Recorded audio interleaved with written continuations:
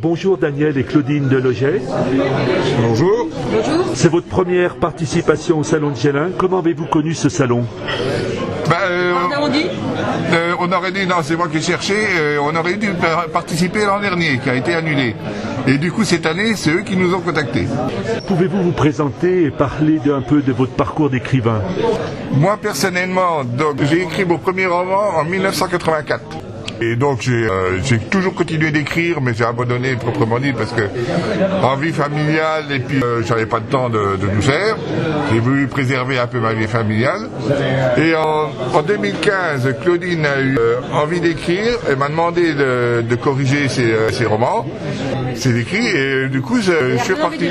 Ça m'a redonné envie d'écrire. Ça lui a redonné envie d'écrire et puis depuis il n'arrête pas d'écrire. Depuis tous les deux on n'arrête pas.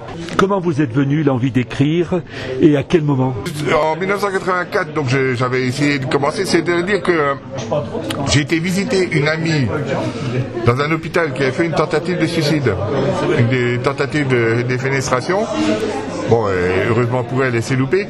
Et là, à l'étage, il y avait un gamin qui lui avait fait la même chose, mais pour l'amour d'une fille qu'il avait connue à l'époque. Et ce gamin-là, malgré son geste, il était le tourbillon de tout l'étage. J'ai discuté pendant plus d'une heure avec lui, j'en suis sorti complètement retourné. Et suite à ça, j'ai décidé d'écrire sur des choses que ça ne mettait pas dans la vie, quoi. Et vous, Claudine? Moi, c'est parce que j'avais beaucoup de maux de tête. Et puis, j'avais été voir des médecins, tout ça, puis ils n'arrivaient pas à trouver. Puis un médecin, un neurologue, il me dit, on va faire des radios, des IRM, des trucs comme ça, puis voir ce qui se passe.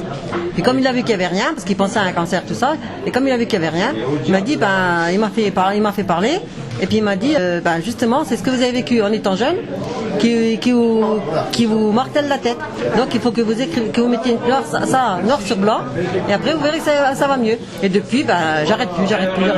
D'accord. Sur quel sujet aimez-vous écrire de façon générale?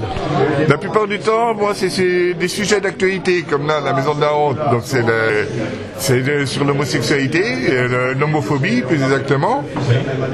Le combat d'une mère, c'est une femme qui a perdu ses enfants par la justice et qui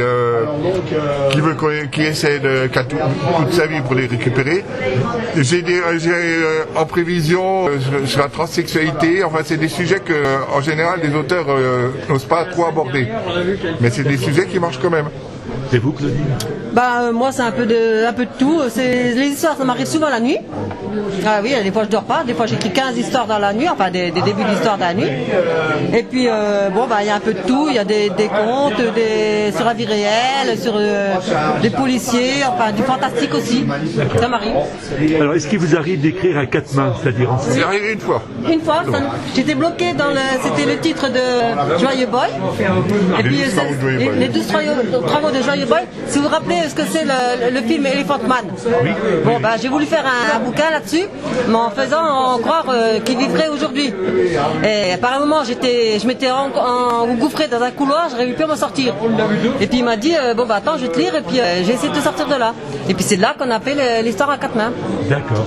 Et du coup, on a obtenu le prix des auteurs de Franche-Comté. Ah oui, mais très bien, oui.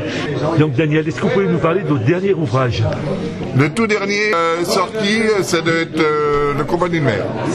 Celui-là. Le combat d'une mère. Oui, Le combat d'une mère, qui est donc l'histoire d'une femme que j'ai connue il y a très longtemps et qui a été embringuée par le mari qu'elle avait à l'époque, qu'elle a connu en étant toute jeune, et qui a été embringuée dans une histoire de prostitution et de drogue. Et donc lui a été arrêté, mais elle a été accusée de complicité, même si elle était innocente, elle connaissait rien du tout. Et du coup, il a enlevé ses enfants. Et son but, c'était toute sa vie de récupérer ses enfants. Et vous, Claudine? Moi, c'est le premier livre que j'ai écrit, le dernier. Le dernier ouvrage. Alors, le dernier, c'est le sang des innocents. Non, c'est sûr. Affaires criminelles. Affaires criminelles, c'est ça, c'est le sang des innocents, c'est des anciens livres que j'avais écrits sur une autre édition, l'édition arnaqueuse, là. Donc, le sang des innocents, innocents ou la jalousie meurtrière, enfin destruction, convoitise destructrice, Oui. c'est des anciens livres mais j'ai redonné un autre nom. Autrement, c'est du polar, hein, tout simplement. D'accord. Le premier, le sang des innocents, c'est ceux qui veulent adopter sans passer par les associations normales, si je peux dire, Oui. et qui peuvent se retrouver avec des enlèvements d'enfants, de femmes enceintes, un truc comme ça. C'est vraiment du gore. Oui. Et puis le deuxième, convoitise destructrice, c'est pour montrer où va la jalousie. À tel point qu'il y en a qui sont tellement jaloux qu'ils feront n'importe quoi. Donc là, c'est deux femmes qui sont, du moins, c'est une femme qui est jalouse contre une autre, Oui. et elle veut tellement la faire partir qu'elle va l'empoisonner, mais malheureusement, c'est pas elle qui va boire, c'est une gamine. Et c'est la gamine qui va mourir. D'accord.